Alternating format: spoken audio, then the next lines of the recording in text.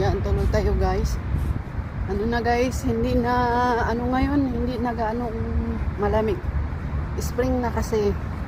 Kaya medyo happy na tayo ngayon kasi, ano na, springtime. Hindi na gaanong malamig. Hindi na magkakrak yung bones natin. Pasok na naman tayo guys. Yan lang naman ang routine ko araw-araw. Pasok, tulog, kain, pasok, tulog, kain. Yan, be grateful everyday kasi may mga pasok tayo, may income, ganon. Kaya masaya naman ako kahit maraming nagsasabi sobra daw ako nito trabaho. Ganon talaga eh. Hindi na ganong malamig. Spring na kasi. Oh no, Davao. Manila. You been there? You been in Philippines? No, you no visit. No visit. No visit. But you know Cebu? Ну, معمولتها по карта, geographic. Чеб. Yeah. Карта. Yeah. Okay. Bine. Arrivederci. Ilare vedere. Serba niya akong amo. Uy, twin iyang anak. Twin. Tapos nag-istorya mi gani haging na ako nga. Nabihan ko na, madam, pag mga anak ka na, di kukuha ka na ng ibang helper. Sabi niya. Tapos sabi ko, aalis na ako kasi may helper ka na. Tapos alam mo anong sabi niya? Kahit pa magsambo kami ng helper, ikikip pa rin kita. Kasi ikaw, subukan na namin kahit iiwan namin tong bahay namin. Pagbalik namin, andito pa rin yung mga gamit namin, walang nawawala.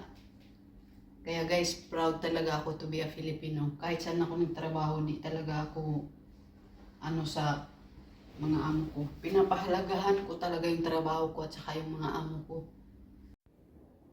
Yan guys, pagkatapos ng trabaho natin, ito yung bayad. Yan o.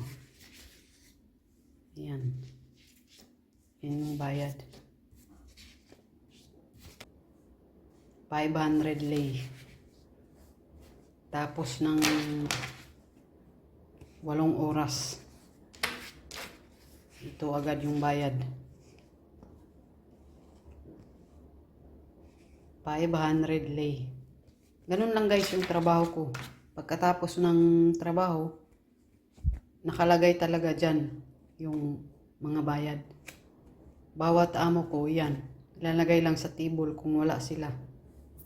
Ayan. Kaya nakaka-inspire din, worth it yung pagod kasi pagkatapos mong magtrabaho, matanggap mo agad yung pera. Maano mo din yan. Pero may mga amo ako na buwanan. Once a week ako pupunta sa kanila pero buwanan nila binibigay yung sahod ko. Umupo muna ako dito sa park guys kasi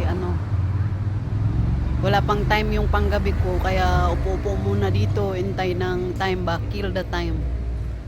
Yan, dito muna ako sa my park. May mga bata din na naglalaro. Yan.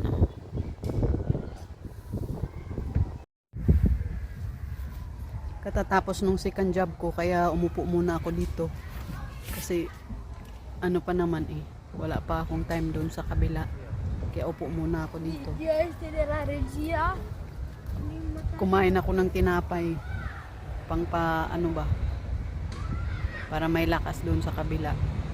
Yan guys, upo muna tayo dito guys. Na ngayon guys, hindi na gaanong malamig. Springtime. Yan.